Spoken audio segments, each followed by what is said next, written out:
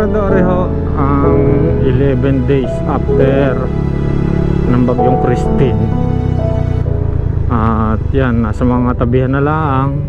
So are naman ay para lang updated ho kayo kung ano na ang nangyayari, kung ano ng progreso din sa aming barangay. Yan. At talaga namang umaagos pa rin, buhay na buhay pa rin ang ilog, mga kabrando.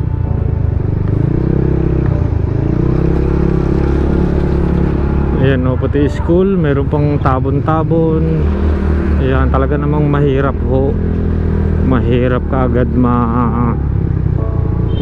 ma-clear yung mga kalsada, lalo na yan, daming lupa, buhangin, basura na naanod or naagos, nadala ng agos. Dini o sa tulay ay okay na. Yan, tapos areho yung bahay at yung mga bahay dining nalubog ay okay na rin. Yan o, ang lakas. Buhay na buhay ang ilog o. Yan o. Grabe, lumakas. Sa susunod mga kabrado, pupuntahan natin kung saan yung pinagmulan ng guho doon sa taas para bumaho at para maging ganyan na ngayon nabuhay ang ilog. Dapat itong kinatutungtungan natin ito ay tulay.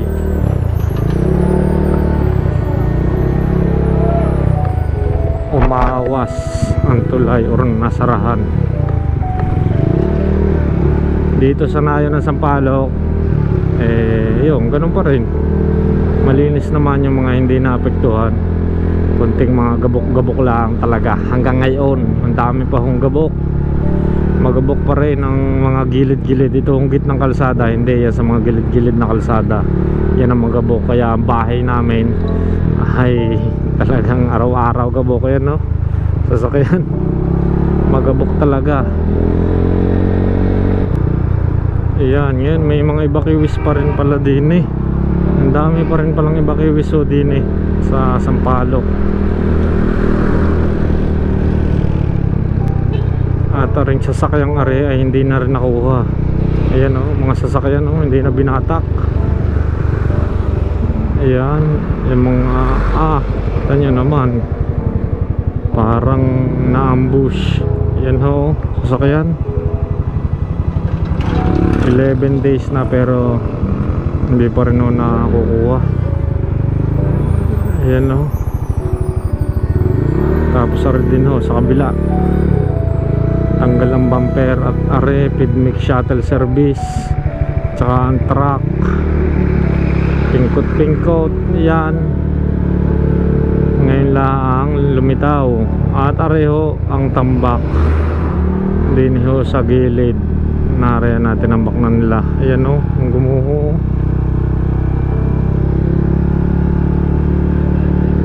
Lumuang sa bandarine din sa kabilang are. Papagas muna tayo, bukas na ang gaso.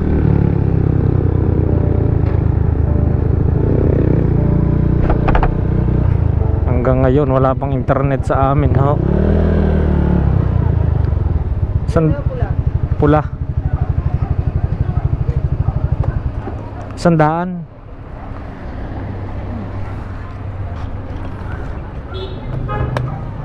Yeah, malinis na ang gaso. Dine sa pababang are, maano pa? Kinadjubani ngayon. Makapal pa rin.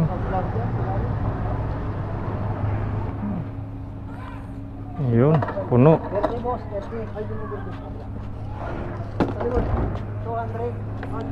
Okay. Diretso na tayo. Aray, kung matandaan nyo mga kabrando, sa mga datihang post, sa mga nakaraang post natin ay may bato pa din malalaking troso. Ayan, at clear na. Nagawa na ng paraan after 11 days. Aray naman ho, din naman ho. Ayan, kinakarga nila yung mga trosong malalaki ho. Halos bumabalik na ho ang normal din sa Talisay. Ayan, din naman ho dumaan sa tulay na are. yung pinakamalaking baha na hindi namin naliban hanggang doon. Hindi na yung awas o wari eh. Ayan ang style ngayon. Busy na uli ang mga tao. Ginagawa na pala ng tubig para yung balibago. Sa wakas, yan ang naputol. Putol talaga yan eh, kaya may hirapan. Yan o, dine dito umawas mga kabrando hanggang doon. Kitang kita pa rin ang pinag-landslide ano. Ang laki.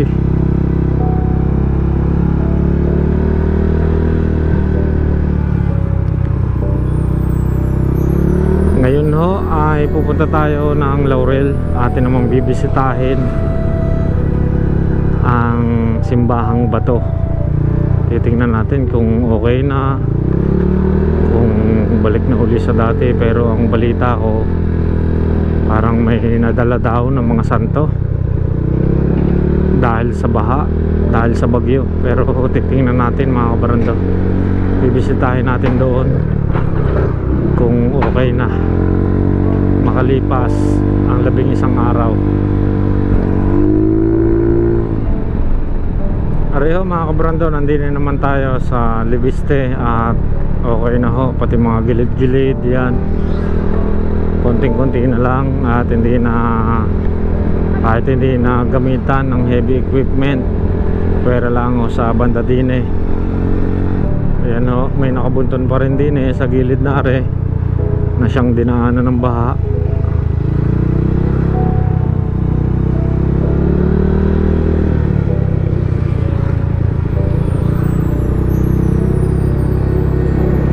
Yan, sinasaid lang nila. Halos mabilis din ang clearing operation ng Laurel. Sinasaid na lang nila yung mga tira-tira sa gilid-gilid. Yan, dito clear na rin mga kabrando. Dating putik pero ngayon ay clear na ang kalsada.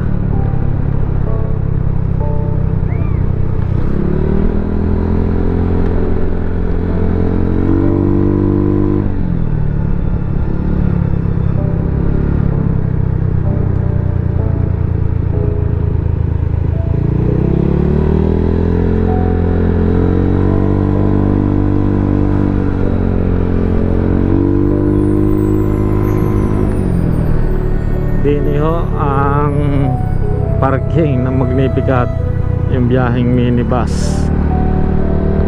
Ayan, ang ganda na ng panahon mga kabrando. Sana tuloy-tuloy na huwari, tuloy-tuloy na makabango ng Talisay, ang Laurel, ang Agoncillo. Sana mapabilis para bumalik na uli ang dating sigla ng mga bayan.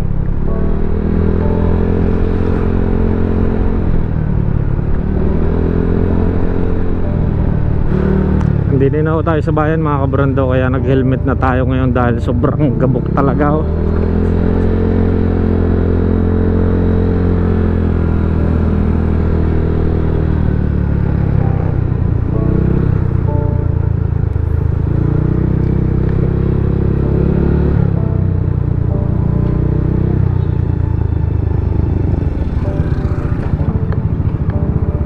Yan, mataas-taas pa rin lupa.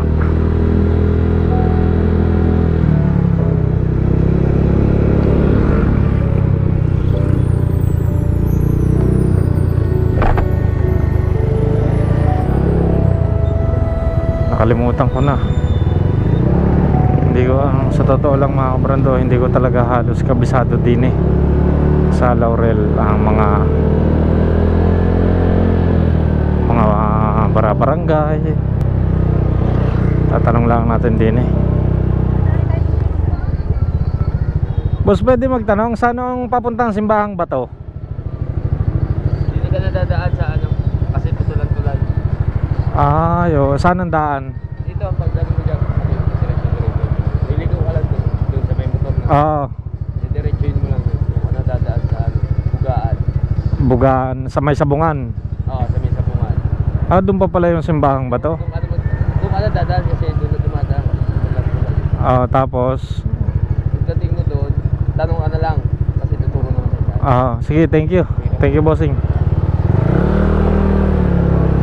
Nakalimutan ko na talaga. Makakalimutin ho si Kabrando yung mga daan. Hindi talaga basta matandaan pagka isang beses lang nakakarating.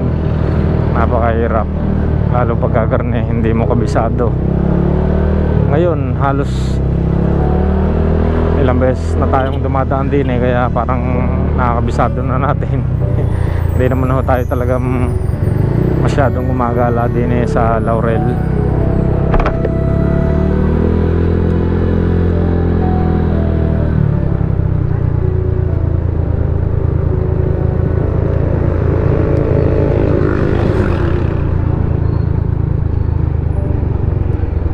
Hindi tayo doon uli tayo dadaan mga kabrando, doon sa may Sabungan, dahil nga putol ang tulay din kaya hindi tayo makakalampas.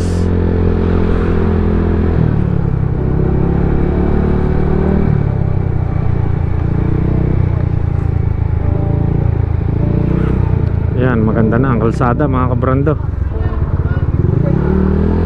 Kaunti ng kembot ho. Ayan o, ang ganda na, clear na, hindi na siya yung maputik.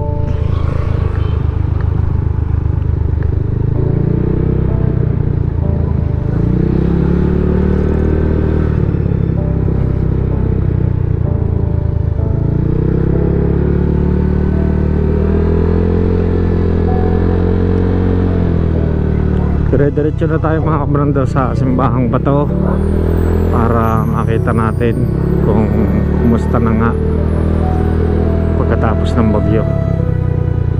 Yan o, dalawang ilog doon at saka din nagtagup yan mga kabrando nung bumagyo, kaya sobrang ibinunton, sobrang baha, sobrang mga troso, mga bato.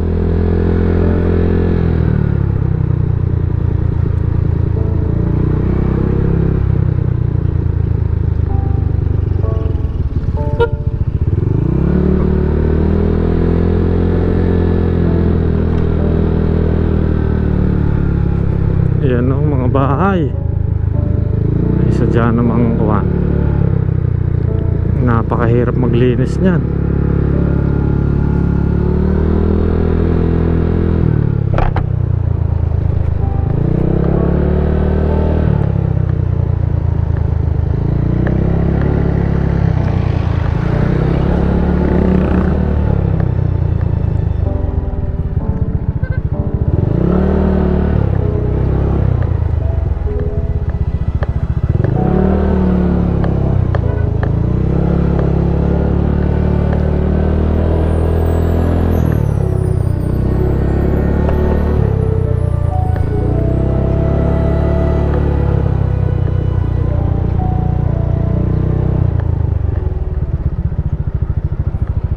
Kuya, pwede magtanong, saan ang simbahang bato? Sana ang daan din dire-diretso.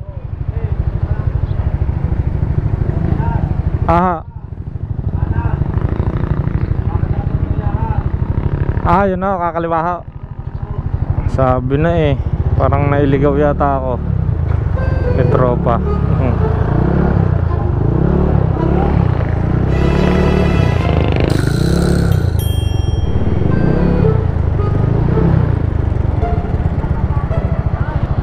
Nay, pwede mo magtanong, saan ang simbahang bato? Yan o, highway nito, kaparo dire-diretso. Areho, diretso na ho. Sige po, salamat po tatay.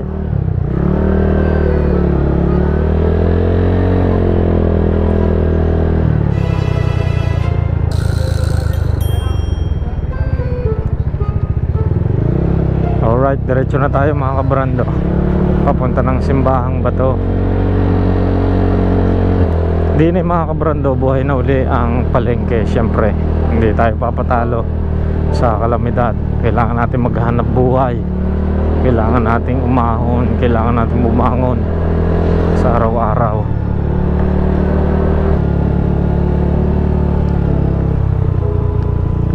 Hindi na tayo papunta.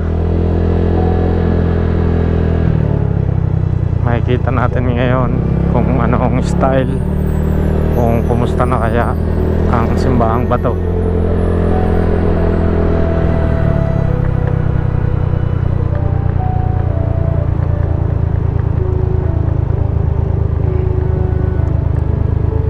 Dito parang napuno din ng putik. Ayan o. Ayan. Ayaw nga.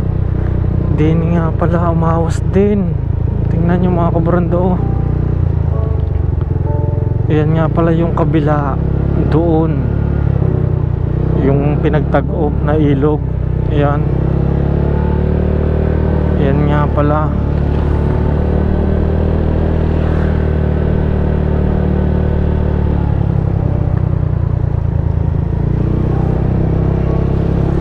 Puro mga ano yan, fish pond, similyahan kung tawagin.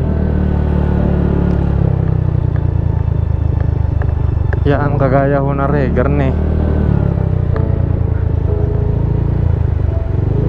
Umaawas din sa sobrang dami ng tubig talaga.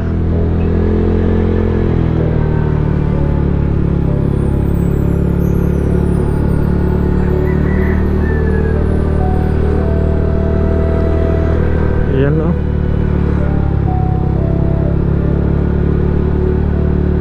Buti hindi nadali itong mga katabi na, yung malapit sa daan. Buti hindi naapektuhan.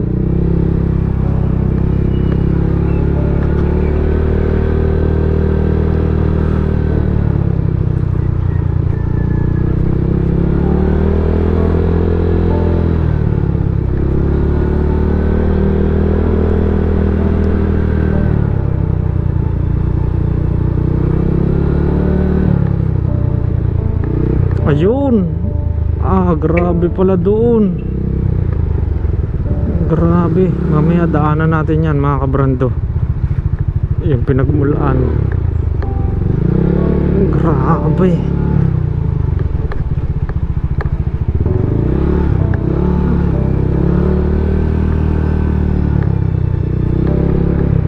Ayan oh. Mga gumuho.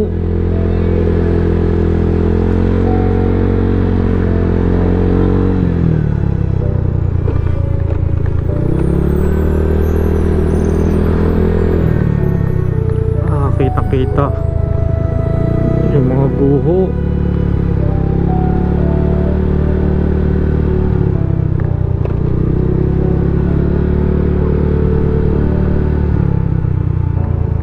Dito medyo maos din sa kabila.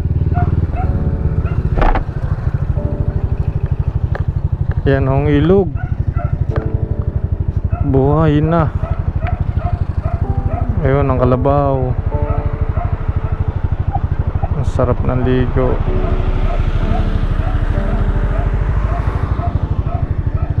Buhay na buhay ang ilog. Doon pa rin nagmula sa padulo. Ayun oh, ang daming landslide.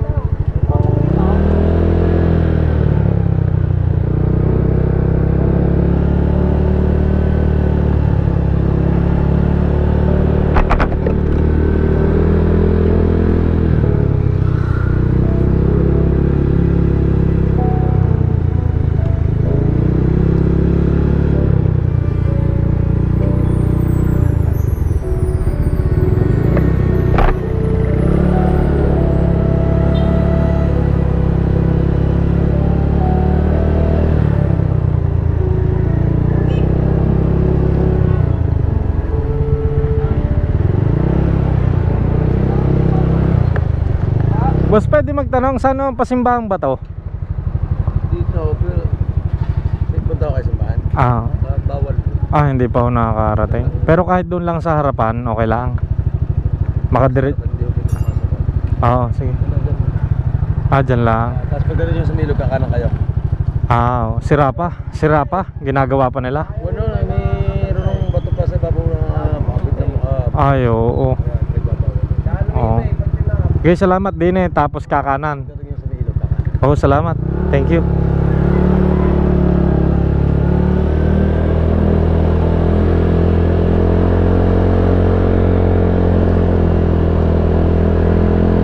May bato pa daw mga kabrando, kaya parang hindi natin mapupuntahan talaga doon sa ibabaw.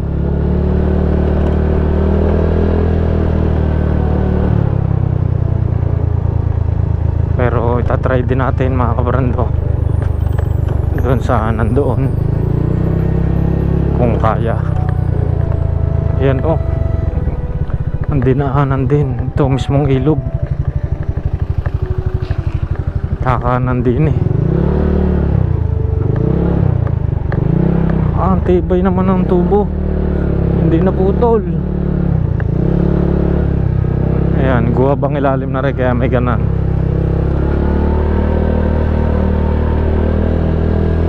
Yan landslide din yan.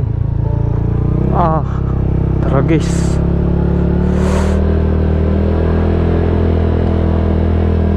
Yan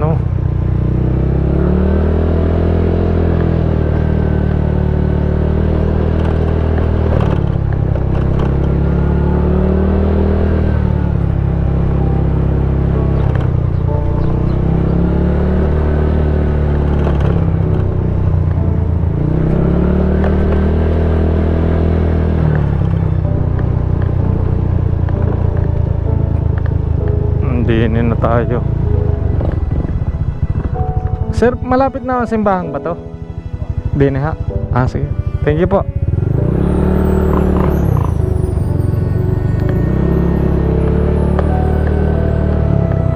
Pasensya na kayo mga kabrando, nakalimutan ko talaga. Pagka first time talaga pupunta,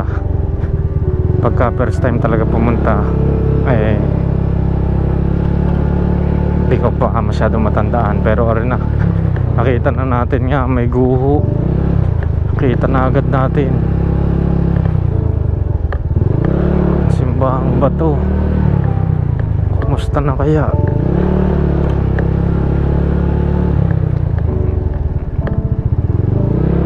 Simbahang bato.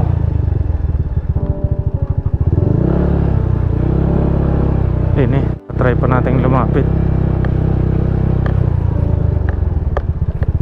Yan daming landslide din eh. Buti hindi naapektuhan ng ibang mga bahayan.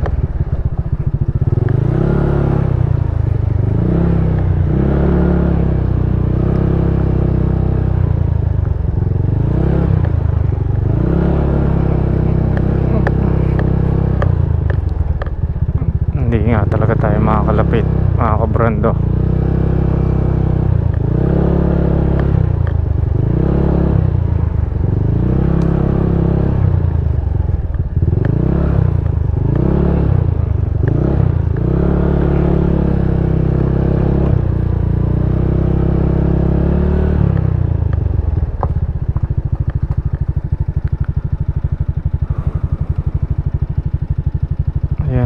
Grabe.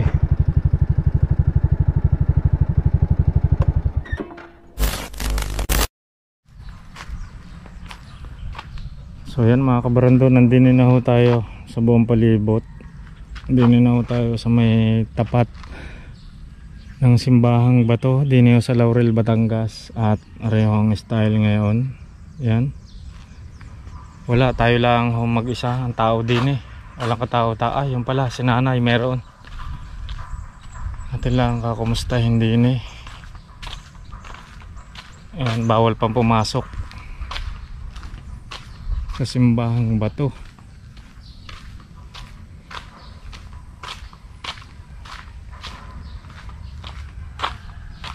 Nanay, magandang umaga ho. Ayan. Ano pa hong ayusin din ni nanay? Ano pa hong ayusin? Bawal pa pumasok. Ayan Linis na linis yung dulo. Parang doon merong mga gumuho doon, dumaan ng baha.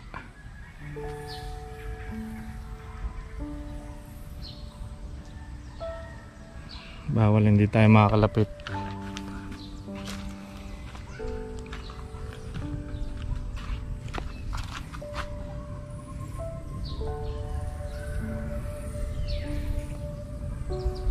May bato pa daw sa ibabaw.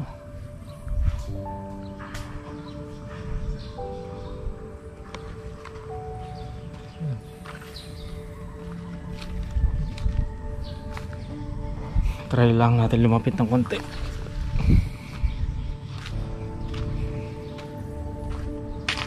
Ayun, para makita nyo lang ang mga kabrando. Ayan. Delikado. Siguro rin mga kabrando ay matatagalan bago may saayos o at delikado ho rin. Dahil siyempre bato yun nasa ibabaw. Baka nga makabagsak o makaguho. At doon sa kabila pala meron. May landslide doon sa kabila. Buti matibay nga rin mga kabrando. Yan o. Buti matibay. Ang simbahang bato.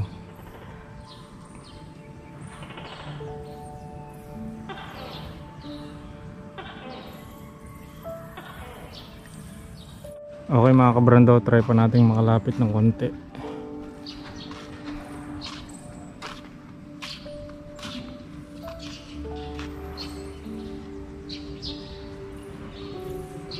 Hindi na tayo makadiretso at delikado. Atras na uli tayo mga kabrando. Yan o. Basta pinakita ko sa inyo yan ang simbahang bato ngayon.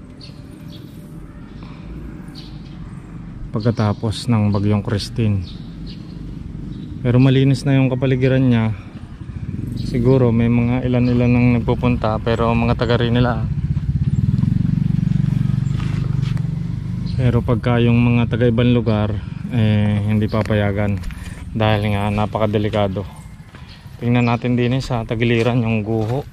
Din sa may tagiliran ng simbahang bato.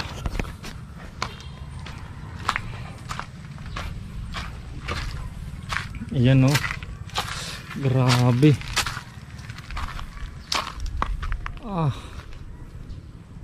Ay, may mga ano din palang bahay. Ayan o. May mga tabunding bahay. Nasira o. Solid. Ang dami talagang gumuho mga kabrando. So, sobrang dami ng iniulan, ng volume ng ulan. Lumambot ng gusto ang mga lupa sa bundok.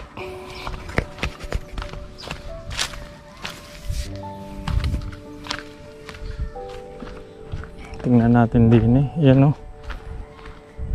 Ang kinanay na bahay pala yun. Grabe pala.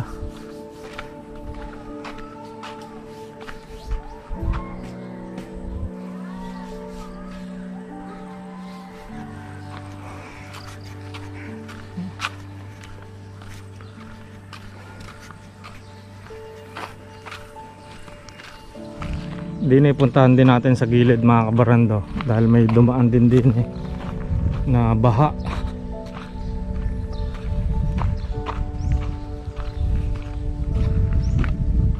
Yan o, bumutas din mga kabarando sa ibabaw ang simbahang bato.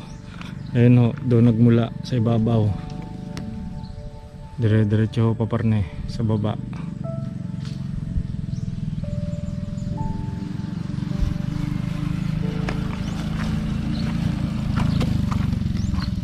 Napakatahimik din mga kabrando. Siyempre nawalan sila ng hanap buhay.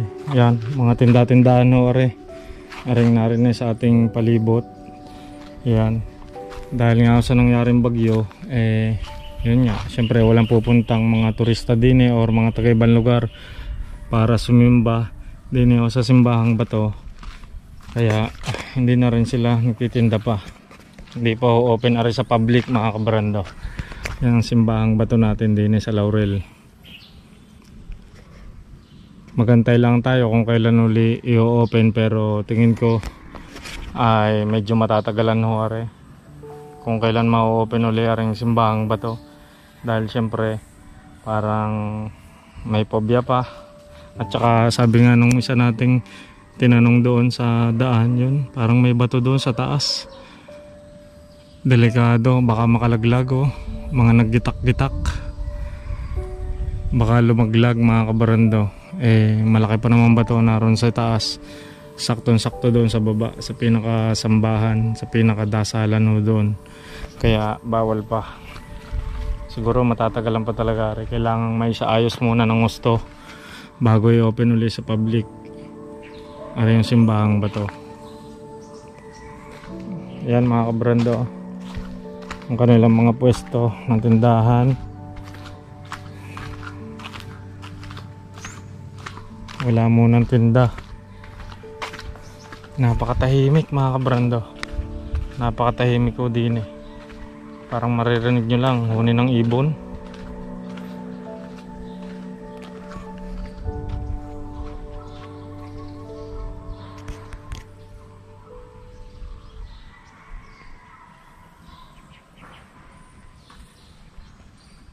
Okay ho, babalik na tayo. Tara nga, pinuntahan lang natin, talagang sinadya lang natin ang simbahang bato kung kumusta na kaya, at aring ahong style pinakita ko sa inyo. At yan siya ngayon, bawal pa sa publiko. At merong, hindi ko alam kung dati na yung mga crack na yun, pero hindi ko naman siya napansin dati. Pero bawal pa daw mga kabrando, hindi pa pwede, hindi pa open sa public. Napakasagrado ho ng lugar na rin. Dinadayo ho talaga ng mga taga-ibang lugar, ng yung ibang mga nasa ibang bansa.